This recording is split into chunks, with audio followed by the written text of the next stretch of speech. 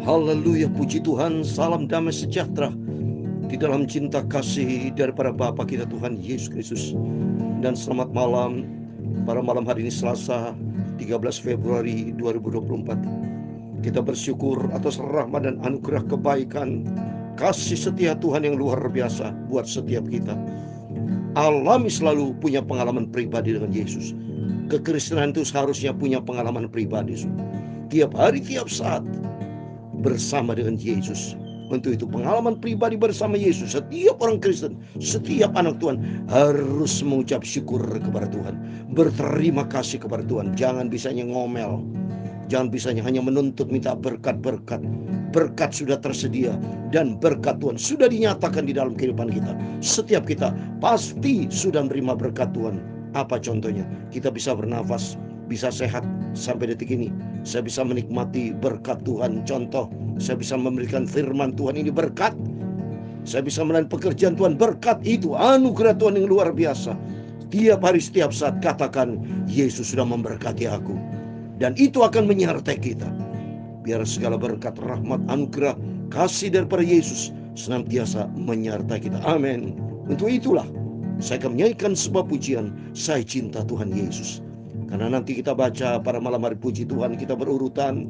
Setiap malam kita baca perjanjian baru. Besok pagi kita baca perjanjian lama. Terus kita cinta Yesus, kita cinta firman Tuhan. Sebentar kita baca Markus pasal 12 ayat 35 sampai 44 kemarin, Markus 12 ya sampai ayat 34 kemarin ini ya.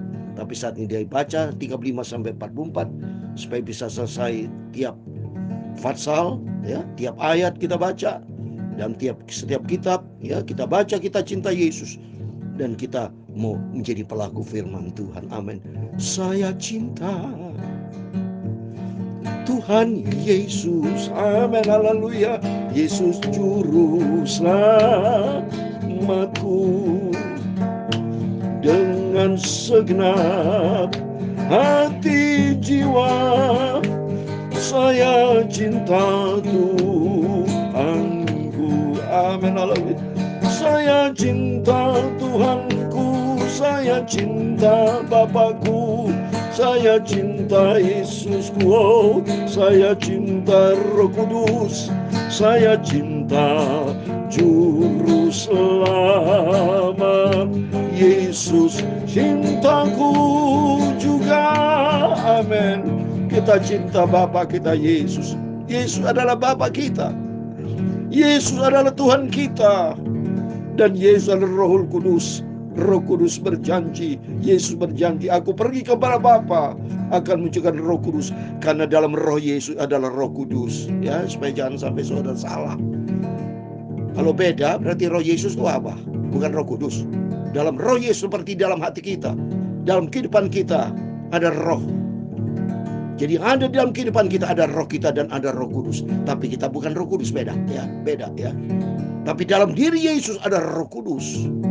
Dan dia berjanji akan menyertai kita. Saya cinta Tuhan Yesus, amin, haleluya. Yesus juru selamatku,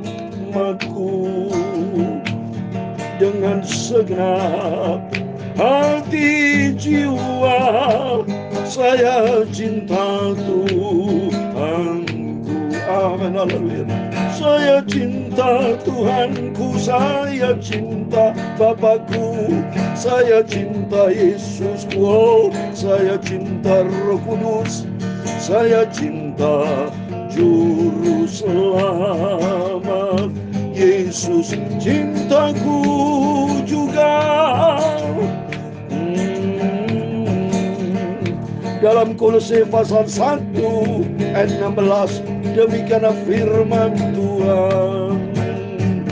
Karena di dalam Dialah diciptakan segala sesuatu yang ada di surga dan yang ada di bumi, yang kelihatan, yang tidak kelihatan, baik singgasana maupun kerajaan, baik pemerintah maupun penguasa.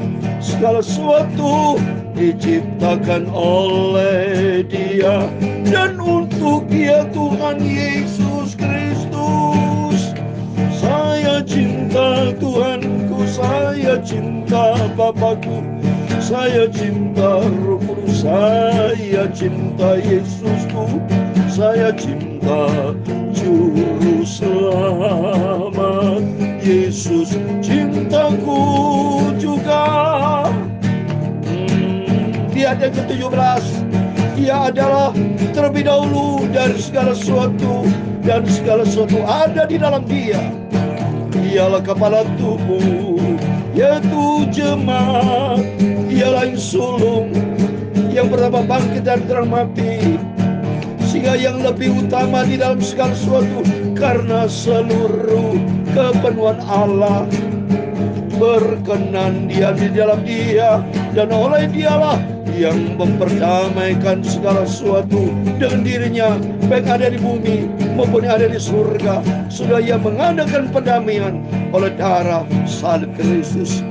Saya cinta Tuhan Yesus, saya cinta Bapakku, saya cinta Yesusku, saya cinta Roh Kudus, saya cinta Juru Selamat. Yesus cintaku juga. Ya Tuhan, punya mula kebesaran dan kerajaan, kejayaan, kehormatan, kemasyuran, dan keagungan. Ya segala-galanya yang ada di langit dan di bumi. Amin. Haleluya. Ya Tuhan, punya mula kerajaan, dan Engkau yang tertinggi itu melebihi segala-galanya sebagai kepala. Sebab kekayaan dan kemuliaan berasal daripadamu, dan Kaulah yang berkuasa atas segala-galanya.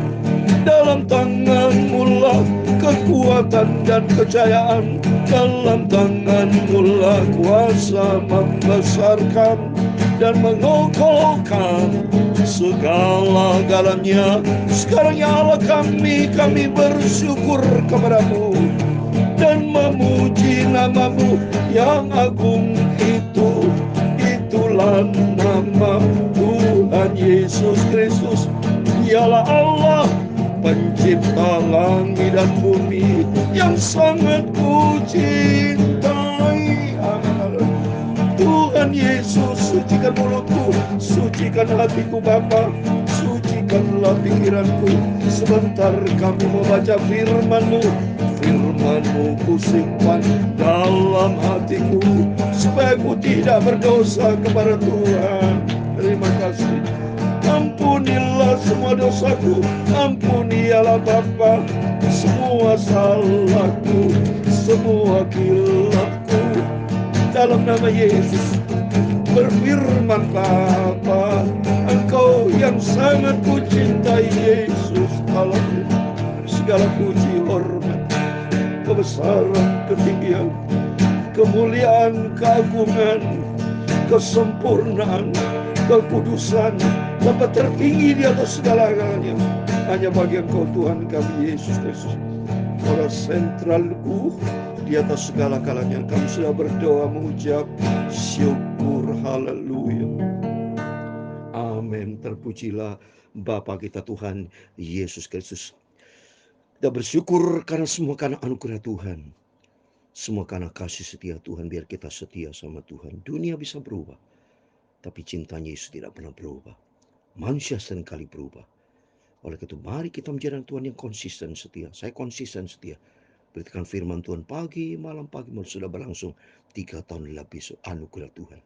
Pagi malam tidak berubah sudah. Ya, sudah nih kalau lihat angkanya sudah 138B untuk malam hari, untuk A itu pagi hari. Berarti kalau saya 2 kali, berarti saya sudah sampaikan firman Tuhan 2000 lebih kali sudah. Tidak ada artinya apa-apa itu dibandingkan Tuhan Yesus Juru Selamat. Saya bisa khotbah, bisa menyampaikan firman Tuhan. Itu karena anugerah Tuhan. Itu karena Tuhan yang punya rencana. Setiap kita, Tuhan punya rencana. Tetapi seringkali kita tidak hidup di dalam rencana Tuhan. Contoh misalnya, kita harus memuliakan Tuhan. Baca saudara, di dalam Mazmur 150, setiap kita ya yang bernafas harus memuji Tuhan. Memuji Tuhan berarti memuliakan Tuhan. Ya, baca di Mazmur 150 ini kan. Biar segala bernafas, berarti tidak ada terbatas. Setiap kita bernafas. Kecuali mohon maaf kalau sudah meninggal, sudah beda ya. Mau oleh karena itu, selagi kita hidup, harus hidup bagi Kristus. Nanti saya mau baca ayatnya. Mazmur 156 dikatakan, biarlah segala bernafas memuji Tuhan. Haleluya. Coba itu. Itu menyenangkan hati Tuhan. Hidup tidak boleh hidup menurut karpe dewe, saudara. Karena Tuhan sudah tebus kita dengan harga tunai. Kita harus hidup bagi Kristus. Seperti tertulis di dalam 2 Korintus pasal 5, ya, ayat 15. Ini supaya dasar saudara itu tahu hidup ini harus untuk Tuhan, bukan untuk diri sendiri. Ya, tidak hidup di sini berarti kamuannya sendiri, tidak ikuti firman. Ini baca 2 Korintus 5 ayat 15. Dan Kristus telah mati untuk semua orang, supaya mereka yang hidup tidak lagi hidup menurut untuk diri sendiri, tapi untuk Dia. Nah, ini untuk Dia siapa? Yesus. Ya, untuk Yesus yang sudah apa? Yang telah mati dan telah dibangkitkan untuk mereka. Itu mati buat kita dan sebangkit untuk kita, dan Yesus naik ke surga untuk kita. Tapi jangan nyalakan Tuhan, jangan nyalakan pendeta kalau orang itu tidak bertobat, tidak ada terdaftar kerajaan surga. Ya, ini selagi kesempatan, mari kita mau bertobat. Selagi Tuhan berikan kita sehat, hidup masih akal sehat, hidup untuk memuliakan Tuhan, bukan untuk diri sendiri. Baca di dalam Roma 14, ya, Roma pasal 14 ayat 8. Hidupku adalah Kristus. Coba saya membaca Roma 14 ayat 8. Sebab jika kita hidup untuk Tuhan. Nah, ini kita hidup untuk Tuhan, saya hidup untuk Tuhan, ya. Dan jika kita mati untuk Tuhan. Artinya, ya, terus dikatakan apa? Jadi baik hidup atau mati, kita adalah milik Tuhan, ya. Mati kedagingan, saudara, ya. Dan kalau seorang mati di dalam Kristus, nanti akan dibangkitkan penuh dengan kemuliaan Tuhan. Oleh itu mari kita mencinta Tuhan, kita mensungguh Tuhan. Cinta Tuhan, ikuti firman Tuhan. Seperti malam hari ini kita baca firman Tuhan berurutan, saudara, berurutan cinta Tuhan, ya. Kita baca Markus 12 ayat 35 sampai 44. Demikian firman Tuhan. Pada suatu kali ketika Yesus mengajar di bait Allah, ia berkata, bagaimana ahli Taurat dapat mengatakan bahwa Mesias adalah anak Daud? Yang pertama, ya, lihat ini, menjadi teladan yang sempurna. Yesus selalu ada di dalam bait Allah. Berarti maunya kita diciptakan yang menjadi serupa dengan Kristus. Saya ingin menjadi serupa dengan Kristus. Saya mau pelayanan terus dalam rumah Tuhan. Seperti pelayanan malam ini. Berarti saya ada di dalam bait Allah ini. Bait Allah berarti membangun hubungan dengan Tuhan. Membangun hubungan sehat dengan Tuhan. Selalu Tuhan yang menjadi utama dalam kehidupan kita. Ini menjadi pertama. Ya. Dan yang kedua, dikatakan Mesias adalah anak Daud. Daud sendiri oleh pimpinan Roh Kudus. Nah, Roh Kudus memimpin Daud berkata, Tuhan telah berfirman kepada Tuanku, duduklah di sebelah kananku sampai musuh-musuhmu kutaruh di bawah kakimu. Ya. Kalau kita lihat Mesias yang diurapi sama Tuhan, dia adalah Yesus sendiri. Ya. Oleh karena itu di sini kita konteksnya Yesus adalah Tuhan, saudara. Ya. Terus ayat 37 Daud sendiri menyebut dia tuannya. Bagaimana mungkin ya anaknya pula, orang banyak yang besar jumlahnya mendengarkan dia dengan penuh minat, mendengarkan Yesus. Mereka bingung semua, hebat apa yang dikatakan Yesus, luar biasa. Karena memang perlu saudara ketahui. Maka di sini konteksnya saya katakan Yesus adalah Tuhan, Mesias yang diurapi. Dia adalah Tuhan pencipta dalam bumi, ya, menjelma jadi manusia Yesus, tapi dia kembali naik ke surga. Dia mewujudkan dia sebagai Allah. Itu dia Tuhan Yesus. Ya, ini buktinya ayat ini. Kalau saudara tanya sama orang-orang atau orang-orang tanya sama saudara semua, tunjukkan ayat nih, kartu asnya. Yesus adalah Tuhan, dialah Allah yang benar. Ini baca 1 Yohanes 5 ayat 20 dikatakan demikian. Akan tetapi kita tahu bahwa anak Allah telah datang, berarti Yesus telah datang ke dunia, ya, dan telah mengaruniakan pengertian kepada kita melalui Yesus Kristus, membuka pengertian paradigma kita supaya kita tahu bahwa di dalam dia Yesus, apa itu dikatakan, supaya kita mengenal yang benar. Nah, di dalam Yesus kita mengenal yang benar. Dan Tuhan berkata dalam Yohanes 14 ayat 6, kan Yesus ini berkata, akulah jalan dan kebenaran hidup. I am the way, the life, the truth. Satu-satunya jalan yang membawa kepada kebenaran. Kebenaran akan membawa kepada kehidupan yang kekal. Dia katakan di sini, supaya kita mengenal yang benar. Dan kita ada di dalam yang benar. Oh, terpujilah, berarti saya ada di dalam yang benar. Bapak Ibu kita semua di dalam Yesus Kristus, berarti di dalam yang benar. Di dalam anaknya Yesus. Oh, luar biasa. Berarti melalui Yesus Kristus, dia adalah Allah yang benar. Dia adalah Allah yang benar dan hidup yang kekal. Amin. Ini kunci, saudara. Berarti Yesus Kristus, dengan ayat ini kita katakan dia adalah Allah yang benar, satu-satunya yang esa, dan hanya di dalam dia ada keselamatan. Ini contoh ya, Kisah Rasul 4 ayat 12. Di bawah kolong langit ini tidak ada nama lain yang diberikan kepada manusia. Maka saya terima kasih sama Tuhan. Terima kasih bisa melakukan pekerjaan Tuhan. Para hamba Tuhan, kita semua anak Tuhan, terima kasih dipanggil oleh Yesus. Ya, sehingga kita mengenal yang benar dan ada di dalam yang benar. Dan Yesus adalah yang benar dan hadir di yang kekal. Contoh, ini konkret ini firman Tuhan, bukan contoh lagi, ini konkret ayatnya. Kisah Rasul 4 ayat 12. Dan keselamatan tidak ada di dalam siapapun juga selain di dalam dia. Sebab di bawah kolong langit tidak ada nama lain yang diberikan kepada manusia yang olehnya kita dapat selamat. Amin. Di dalam dia ada keselamatan. Kalau di dalam dia keselamatan, mari kita mau ikuti firman Tuhan berikutnya. Ayat 38. Dalam pengajarannya Yesus berkata, hati-hatilah terhadap ahli Taurat yang suka berjalan-jalan memakai jubah panjang dan suka menerima penghormatan di pasar, yang suka duduk tepat terdepan di rumah ibadat dan tempat terhormat dalam perjamuan, yang menelan rumah janda-janda sedang mereka mengelabui mata orang dengan doa yang panjang-panjang. Mereka ini pasti akan menerima hukuman yang lebih berat. Jadi apa maksudnya? 2000 tahun yang lalu bahwa Yesus di dunia ini, ya kumpulan orang Yahudi ahli Taurat Farisi, mereka tuh kelihatannya sok suci ahli Taurat, saudara. Wah, kelihatannya wah hebat. Tapi kata Tuhan dikecam, perbuatan ini tidak sesuai dengan firman Tuhan. Dan dikaitkan dengan kehidupan kita. Sama dengan kehidupan kita. Banyak orang Kristen berkedok, wah mau cari nama saja hebat. Saya minta ampun, tidak mau saya mencari nama. Tapi saya mau mencari Yesus. Ya, kalau mencari Yesus di atas segala, dia yang ditinggikan. Bukan kita yang ditinggikan. Makanya pendeta jangan salah. Jangan menikahkan diri. Rendah hati di hadapan Tuhan. Semua teman-teman hamba-hamba Tuhan, belajar rendah hati sama Tuhan. Karena kunci segala-galanya rendah hati. Kalau rendah hati seperti Yesus. Ya kalau sombong nggak bisa, saudara. Karena Yesus berkata Matius 11:29, marilah kepadaku, belajar kepadaku, karena aku lemah lembut dan rendah hati. Orang sombong akan direndahkan sama Tuhan. Jangan seperti mereka orang Farisi oleh Taurat sombong, saudara. Tidak berkenan sama Tuhan. Mereka akan menerima hukuman. Jadi intinya orang yang gila hormat, yang sombong akan menerima hukuman yang lebih berat. Ya, dari sini kita belajar hiduplah merendah hati. Seperti Yesus, Tuhan tidak mau kita sombong, tapi belajar hidup berendah hati. Yang pertama jadi jelas, Yesus adalah Tuhan, dia Allah yang benar. Ada doa yang kekal. Mari kita mencinta Tuhan. Ikuti Yesus, satu-satunya sumber kebenaran. Yang kedua, belajar kita hidup berendah hati. Berkali-kali saya katakan rendah hati, tidak pernah bosan. Kapanpun ayat mengatakan rendah hati, tetap saya akan katakan, saya mau belajar rendah hati. Terus saya mau jauh hamba Tuhan, belajar rendah hati, tidak boleh sombong ya. Terus berikutnya, pada suatu kali Yesus duduk menghadapi peti persembahan dan memperhatikan bagaimana orang banyak memasukkan uang ke dalam peti itu. Banyak orang kaya membeli jumlah yang besar. Lalu datanglah seorang janda yang miskin dan yang memasukkan 2 peser, yaitu 1 duit. Maka dipanggilnya murid-muridnya dan berkata kepada mereka, aku berkata kepadamu, sesungguhnya janda miskin ini memberi lebih banyak daripada semua orang yang memasukkan uang ke dalam peti perjanjian. Sebab mereka semua peti persembahan. Sebab mereka semua memberi dari kelimpahannya. Tapi janda ini memberi dari kekurangannya. Semua ada padanya, yaitu seluruh nafkahnya. Jadi Yesus memberikan perumpamaan. Ada 2, saudara ya. Ada dalam peti persembahan 2 orang satunya ibu-ibu yang miskin dengan segala kekurangannya. Yang satu dia adalah orang yang kaya ya. Tapi yang miskin itu dia ada 24. Lalu datanglah seorang janda yang miskin yang memasukkan 2 peser, yaitu 1 duit kecil. Tuhan lihat hati.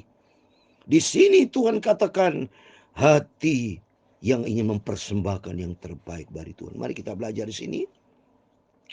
Memiliki hati yang bersih, hati yang tulus, hati yang cinta Tuhan, yang mau memberikan buat Tuhan. Ya belajar memberi dari hati yang tulus, ikhlas sama Tuhan. Karena Tuhan lihat hati, saudara. Tuhan lihat hati loh, saudara ya. Ya, belajar di sini. Tapi harus berkorban. Jelas suka memberi, saudara. Karena Tuhan memberikan perintah di dalam Kisah Rasul 20:35. Berbahagia orang suka memberi, saudara. Berbahagia. Maka di sini konteksnya ada 2 hal. Belajar kita suka memberi. Tapi yang kedua harus dengan hati yang bersih, hati yang tulus. Ya, mohon maaf kalau Bapak Ibu semua memberi, harus hati yang bersih. Kisah Rasul 20:35 dikatakan, dalam segala sesuatu telah kuberikan contoh kepada kamu, bahwa dengan bekerja demikian kita harus membantu orang-orang lemah dan harus mengingat perkataan Tuhan Yesus, sebab Ia sendiri telah mengatakan ada lebih berbahagia memberi daripada menerima. Ya, berbagi memberi dengan hati yang tulus, memberi dengan hati yang sungguh. Kalau Tuhan lihat hati, kalau Tuhan melihat hati, di situ akan diberkati sama Tuhan. Ya, oleh itu baiklah tiap-tiap kita senantiasa memberikan terbaik buat Tuhan, karena Tuhan tuh cinta kita semua. Karena Tuhan mau supaya kita memiliki hati yang sungguh cinta Tuhan, memberikan hati yang memberi dengan tulus, ya, bukan hati yang tidak tulus, ya, tapi memberikan yang terbaik buat Tuhan. Karena Tuhan lihat hati. Jagalah hatimu, kamu 4 ayat 3, dengan segala kewaspadaan. Kristus terpancar sumber air kehidupan. Yeremia 17 ayat 10. Tuhan lihat batin hati. Waktu belajar kita memberi semua dengan hati yang tulus, dengan hati yang bersih, sehingga hidup kita berkenan sama Tuhan. Supaya demikian, seperti saya mau bacakan firman Tuhan 2 Korintus pasal 9, ya. Di situ ayat 7, hendaklah masing-masing memberikan menurut kerelaan hatinya, jangan dengan sedih hati atau karena paksaan, sebab Allah mengasihi orang memberi dengan sukacita, ya. Tuhan mengasihi pada orang yang memberi dengan sukacita, karena semua sumber segala berkat datang dari Tuhan. Kita bisa bekerja keras, ingat, bisa bekerja keras itu karena anugerah Tuhan memberikan kita sehat. Coba kalau kita sakit, bisa bekerja keras? Nggak bisa. Oleh itu mari kita mau cinta Tuhan Yesus. Katakan, saya cinta Tuhan Yesus. Yesus juru selamat kita. Dia di atas segala-galanya. Tempatkan Tuhan di atas segala-galanya, maka Tuhan akan memberkati setiap kita.